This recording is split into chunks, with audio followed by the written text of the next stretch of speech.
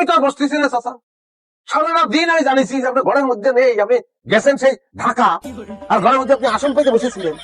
হ্যাঁ, আপনি আর আপনার মেয়ে এই দুজন মিলে আমার সঙ্গে যে সাপ লুট খেললেন, সেটা কিসের জন্য আমার একটু ভাইয়ে বলেন, যদি বিস্তারিত বলবেন বলেন।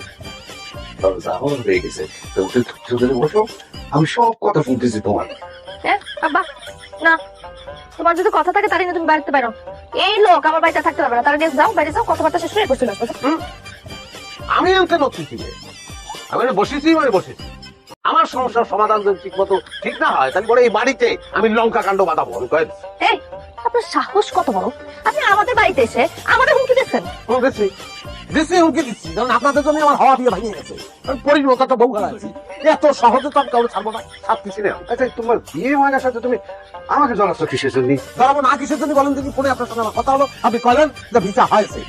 আমরা সেই কথা অনুযায়ী এটা বিয়ে ঠিক করলাম, কিন্তু ভিসা তো নেই, ভিসা পাচ্ছি না। এই কথা কিরাম করে জানো আমার হবু শ্বশুর জানিয়ে ফেললো। হ্যাঁ, ভাইয়া দিল বিয়ে, আর বুঝছেন? আচ্ছা, তোমার শ্বশুর বাড়ির লোকেরা এটা জানলো কিভাবে? সেটা তো আমি জানি না কিরাম করে জানলো। আর কথা হচ্ছে যে আপনি যখন আমার সঙ্গে আমার ওই হবু শ্বশুর বাড়ি যাবেন, ভিসা দেখাবেন, এটা হচ্ছে শেষ কথা। ওটা চলেন। দুলো, এটা হয় নাকি?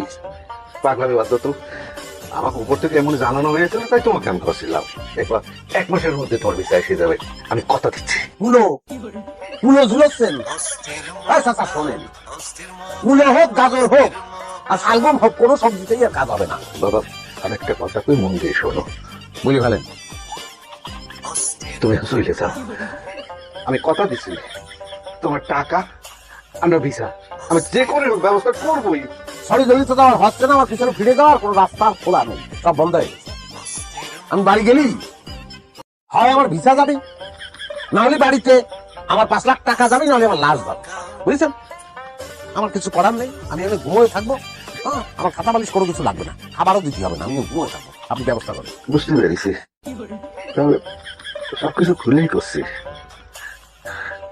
রাত পোহালে কাল আমার মেয়েটার বিবাহ।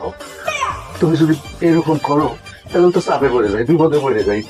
অন্তত বিয়েটা পর্যন্ত অপেক্ষা করো বাবা। উরে বাপরে বাপ, উরে বাপরে বাপ, মেলা আল্লাহ দিয়েছি আপনার। আমার হওয়া বিয়ে ভেঙে দিয়ে নিজের মেয়ের বিয়ের জন্য অস্থির হয়ে গেছেন। শোনেন, একটা কথা শুনে রাখেন, আমার বিয়ে না হওয়া পর্যন্ত পৃথিবীর কোন মেয়ের বিয়ে আমি হতে দিতে পারবো না। বাবা, তাকে বলে কোনো লাভ হবে না, এই লোকটা একটা নিষ্ঠুর আমার বোঝা হয়ে গেছে। পুরো আমার দয়া ছিল রে, এ বাড়িতে আসার পরে তুই তো দেখছি একটা পিয়ারা খাবার দিয়েছি, মনে হয় যাক সে কথা আর বললাম না। যে বাড়িতে যাবেন বিয়ে হওয়ার পরে, ওই বাড়িতে পাও রাখার সঙ্গে সঙ্গে আমার তো মনে হচ্ছে ওই বাড়ি 1000 ফিট নিচে চলে যাবে।